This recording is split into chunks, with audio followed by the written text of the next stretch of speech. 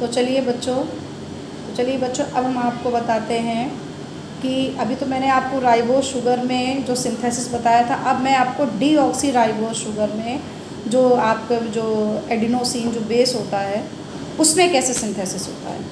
तो चलिए मैं क्लियर करती हूँ। अब देखिएगा, जो मैंने आपको साइटोसिन बताया, जो साइटोसिन था, साइटोसिन सिंगल साइक्लिक था, और जो आपका एडिनोसिन होता है वो डबल साइक्लिक होता है। डबल साइक्लिक होता है इस तरीके से, मैंने आपको डबल साइक्लिक बताया था।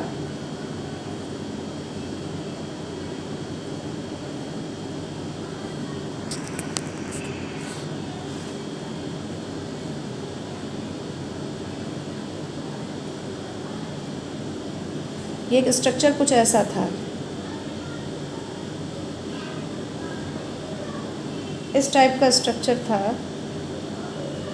इसमें नंबरिंग क्या होती है, नंबरिंग जो आपके प्यूरिन बेसेस होते हैं, प्यूरिन रिंग सिस्टम होता है जो, ये एंटी क्लॉकवाइज होता है। 1 2 3 4 5 6 7 8 9। अब इसमें एक चीज़ मैंने आपको बताई थी, जो प्यूरिन रिंग सिस्टम था, प्यूरिन रिंग सिस्टम में 1 3 7 9 इन पोजीशन पर नाइट्रोजन होते थे। तो आप देखिए, अब 1 पोजीशन पे यहाँ पे आप नाइट्रोजन, और 3 पोजीशन पे नाइट्रोजन, और 7 पोजीशन पर नाइट्रोजन, 9 पोजीशन पर नाइट्रोजन। अब आप इसको बॉन्डिंग से क्लियर कर लीजिए। और यहाँ पे जो कार्बन है उसमें H लगा हुआ है, और ये जो नाइट्रोजन है इसमें H लगा हुआ है। अब आप राइबोज शुगर को देखिए। राइबोज शुगर जो है, राइबोज जो डीऑक्सी राइबोज शुगर मैंने बताया था, इसमें थर्ड नंबर का जो कार्बन होता है उस पर जो हाइड्रोक्सिल ग्रुप होता है, हाइड्रोक्सिल ग्रुप की जगह इसमें हाइड्रोजन लगा होता है। तो देखिए,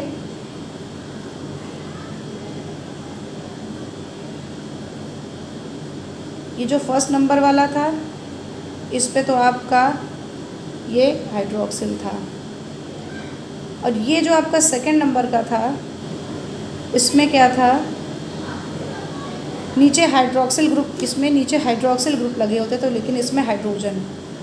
थर्ड नंबर पे भी इसमें ये इसी तरीके से रहेगा। सेकंड नंबर वाला जो कार्बन है इस पे आपका हाइड्रोजन लगेगा,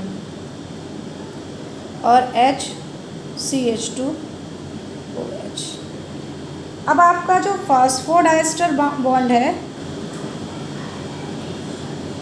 जब फास्फोडाइस्टर जो बॉन्ड बनेगा, जो आपके 5वें नंबर वाली जो कार्बन श्रृंखला, जो 5वें नंबर का जो कार्बन है वहाँ से फास्फोडाइस्टर बॉन्ड बनेगा, और वहीं से आपका कंडेंसेशन होगा। लेकिन डीऑक्सी राइबोज शुगर में क्योंकि ये सिंथेसिस हो रहा है, इसलिए सिंथेसिस में क्या करेंगे, ये आपका राइबोज शुगर है, डीऑक्सी राइबो, इसको बोलेंगे डीऑक्सी राइबोज शुगर।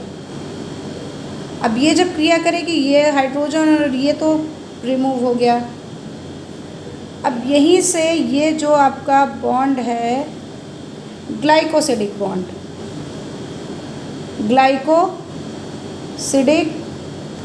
बॉन्ड, इसको भी एन ग्लाइकोसिडिक, ये आपका डीऑक्सी राइबोज शुगर में बना, और जो मैंने पहले आपको बताया था वो राइबोज शुगर में बना था। अब आप एक चीज़ ध्यान रखिएगा, अगर एडेनिन जो है आपका, जो ग्वानिन है वो अगर राइबोज से अटैच होता तो इसको बोलेंगे क्या, इसको बोलेंगे राइबो एडिनोसिन, राइबो एडिनोसिन या एडिनोसिन।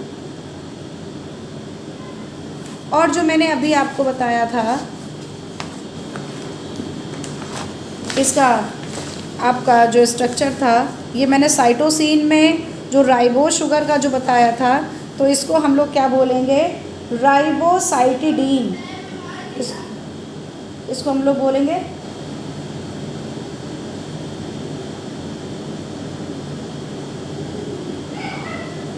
राइबोसाइटिडीन।